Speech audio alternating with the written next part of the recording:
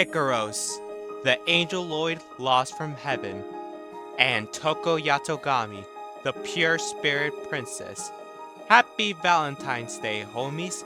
Today, we have an ecchi matchup with my first ever waifu, our winged Dandere, and our purple Bakadere to see who can win the hearts of all the single otakus out there, like me, and the pro tag, of course.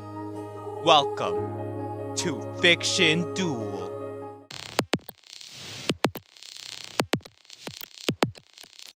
Now, let us start with our watermelon lover. Ikaros is an angeloid created from Synapse. She originally believed herself to be a pet class angeloid, existing to merely pleasure her master. Later on in the story, Nymph hacks into Ikaros' systems. It removes her emotional restraints, which result in her regaining her memories and unlocking her Uranus Queen mode, which grants her access to 4 powerful super weapons. First up, we have Aegis, a nearly impenetrable shield that can cover up to 360 degrees and can extend to a planetary scale. And Apollon is a bow with massive destructive potential. Ikaros, in a weakened state with the bow, could still blow up an entire country. She also used this same bow to devastate all of Synapse thousands of years ago. Another thing to note is special variable type wings that have special regenerative abilities. It can allow her to fly at Mach speeds. The cards that Tomogi usually uses for his perverted schemes are capable of manipulating time, memories, and even reality itself. They can even reset the plot of the manga.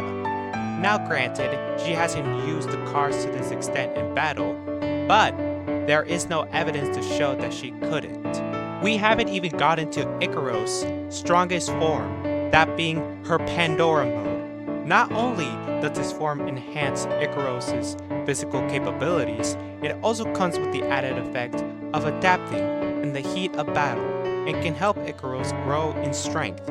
As a result, she was able to keep up with Ikaros melons and take on an amped chaos in battle, who absorb the power of hundreds of melons.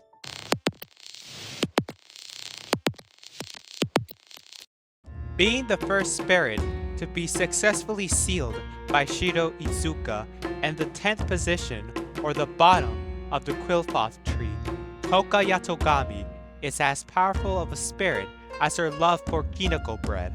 Her angel is Sandalphon, a large broadsword that comes in the form of a golden throne that can double as a scabbard and a form of transportation. She can cut the throne in half and have the shattered pieces fused with her sword to form Halvend Helev. She also comes with her astral dress, which not only serves as a drippy outfit, but also a form of armor that mitigates physical damage.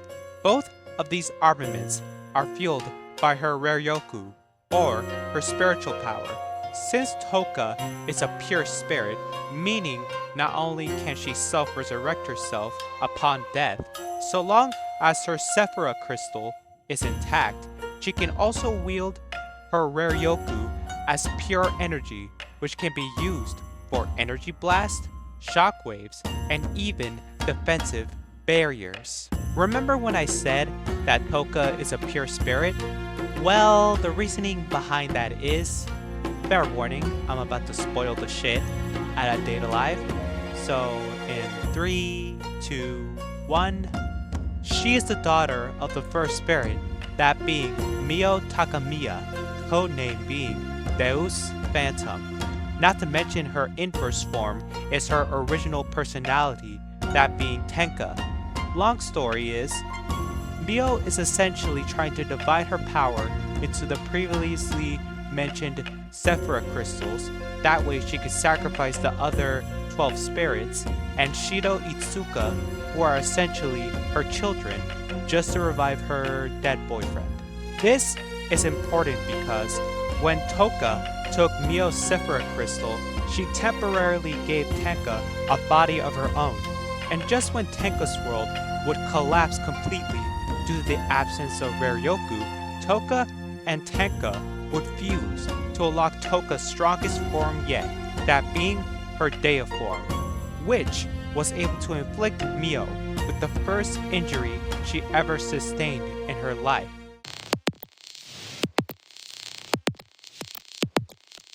Being among the most impressive in terms of offense, Tohka utilizes her Raryoku to enhance her physical stats and her sword strikes to press even the strongest of opponents. Her final sword attacks have been stated to be capable of destroying all of Tengu City. This was Tohka at the beginning of the series, and she should scale to Yoshino, generating large-scale rain clouds over the entire city for a few days, which has been calculated to be towards the mid-end of mountain level, or 532 megatons worth of energy. A mid-end scaling for Tohka would be Mukuro Hoshimiya's meteor summoning feat. For context, Muku can open wormholes in space-time to essentially open gateways to teleport targets to her with her special key called Michael. In her wrath, she was able to cast 24 meters of about 1,000 meters in size. They were able to generate an energy output of about 2.7 teratons of TNT, enough to annihilate a small country. Now, for the scaling you were waiting for, Tohka and her Deiform should scale towards Mio, as she was able to finish her off, and her sister Tenka stated that she should be a match for Mio power-wise in their complete state of power. To put this into perspective, Mio was formed from the condensed Raryoku from the entire universe, focused into a single life form.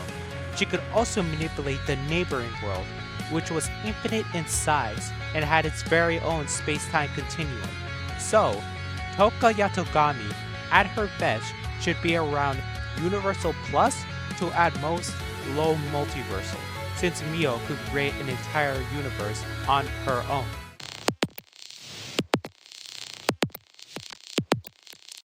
Now, onto the Ace of Heaven. As stated, Ikaros with Apollon in a weakened state was able to blow up an entire country. However, this is child's play considering the ridiculous feats Angeloids have in the series. Nymph, in her base form, who is considered to be the weakest, at least physically, compared to Ikaros and Astrea, with her Paradise Song attack, was able to bust through 3 planets and chip away a piece of the sun, making this a star-level feat. In the anime, Hiyori Kazane, with her Demeter staff, can manipulate the weather and the space-time continuum itself. Which sounds familiar? It got to the point where Hiyori and the entire space-time continuum were going to collapse. Ikaros, with her Aegis shield, was able to hold back this 4th dimensional disaster.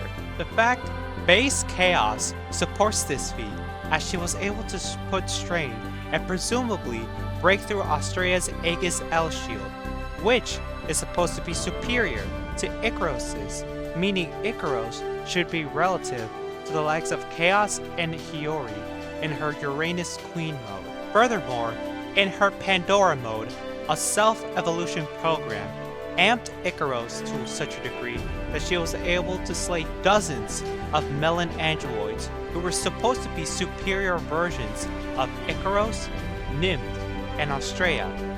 Even more impressively, her attack was able to briefly contend with an amped Chaos that absorbed multiple melons, putting the Sky Queen at Universal Plus to low multiversal, taking her scaling towards Synapse Tech literally.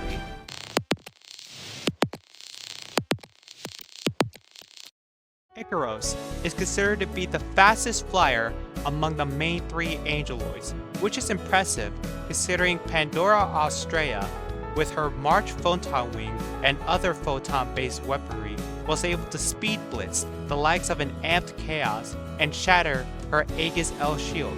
We should easily be giving Ikaros FTL flight speed for this feat alone. However, this is considered a low ball, since Ikaros in her Pandora mode can perceive events down to 3.5 femtoseconds. To put that in perspective, a camera flash happens within the time span of a microsecond, and the pulse width of a laser is within 200 picoseconds, or 310 times the speed of light. Meaning, Pandora Ikaros should be able to perceive events at 17,714,285.7 times faster than light.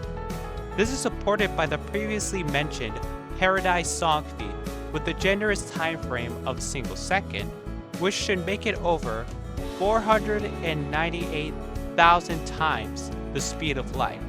This means Ikaros should be around FTL to massively faster than light, plus in terms of speed.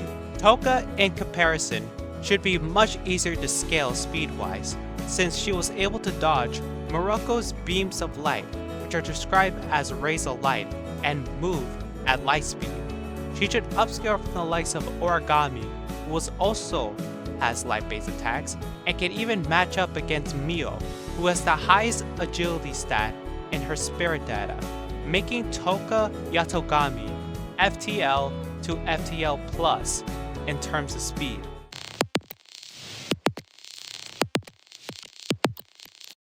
Let's see. For feats, both fighters are similar in many ways. Ikaros is stated to be the strongest power system and has proven to be the greatest threat that Synapse has ever faced in the very distant past. A few thousand years ago, it took the combined might of Astrea, Nymph, and the Harpies to put a stop to her under someone's order to destroy all of Synapse. This is impressive considering that Synapse has created mechanizations like the Zeus Cannon, which can kill someone like Chaos, and the Rule, which can warp reality and erase everyone and anything from existence, except for Ikaros, of course, showing she has likely resistance to reality warping and existence erasure effects. Not to mention, when the world was reset due to the Rule, she was able to have all of her memories intact. Just to put it into perspective how big Synapse is, the SNO world is stated to have 6 realms. Going by anime canon, it exists alongside a hyperdimension. Daedalus herself stated that Synapse existed before and created the Big Bang itself. This means the scope of the SNO-verse is low complex multiversal with 5th to 6th dimensionality. Not saying Ikaros scales to this exactly, but again, should be mentioned nonetheless. As for Tohka, once she has been fully realized and became a fully formed spirit, she is unaffected by the likes of Miku's mind control, can define predetermined outcomes from Nia's omniscient abilities, and most impressively, thanks to Einsoft, not only was she immune to Mio's law manipulation, but she most likely inherited the abilities of most of the other spirits. More on that later, as this fight will soon commence. 3, 2, 1. Fight!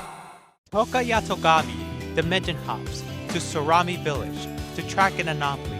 She was sent by Ratatoskr, and they believe that a rogue spirit lies there. The rogue spirit in question happens to be Ikaros, shopping for groceries. However, she just ended up buying a bunch of watermelons. Ikaros uses her radar to perceive and analyze Tohka's being, and realizes she is not a normal girl. Ikaros decides to converse with Tohka to explain herself.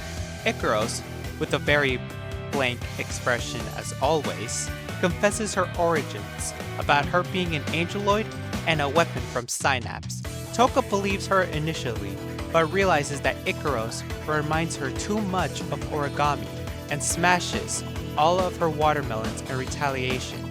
This, of course, enrages Ikaros, and she immediately goes into her Uranus Queen mode, and Tohka responds by going into her spirit form, sparking the beginning of the Battle of the Waifus. Face value, both seem matched in various areas. Both of them have dealt with the likes of existence erasure, reality warping, and even their minds being tampered with. While I can say Tohka has the advantage when it comes to the slew of abilities she can have at her disposal, given she has Mio's abilities, and has greater close combat capability. However, any spirit abilities that Tohka could have, Ikaros can counter with the Synapse card. Tohka can manipulate time, and so can Ikaros. Tohka has regenerative abilities, and so does Ikaros. In theory, Tohka could use Einzoff to stop Ikaros from using the cards initially. The problem with that is due to the effect of the cards being instant, and Ikaros being millions of times faster in comparison to Tohka, Ikaros can most likely win that quick draw. Then again, Tohka has some win conditions of her own, that being her Sandalphon being able to cut through concepts, and she could use her law manipulation to reverse causality, nullifying the speed advantage.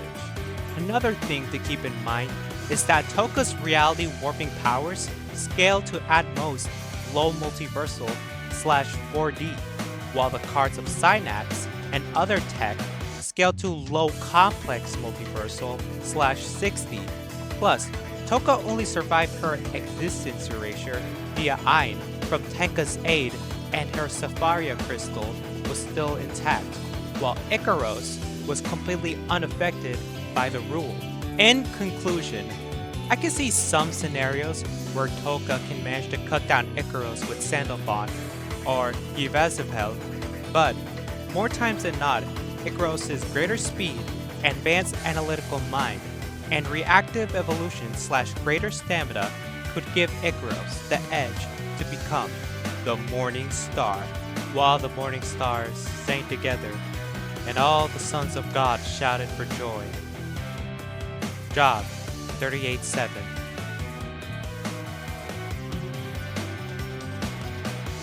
That's all for today's video, homies. Hope you enjoyed this installment of Fiction Duel with my first ever waifu. Don't forget to like the video, subscribe for more content, and tell me in the comments below what kind of matchups you want to donate for. Until next time, keep on creating. See you around.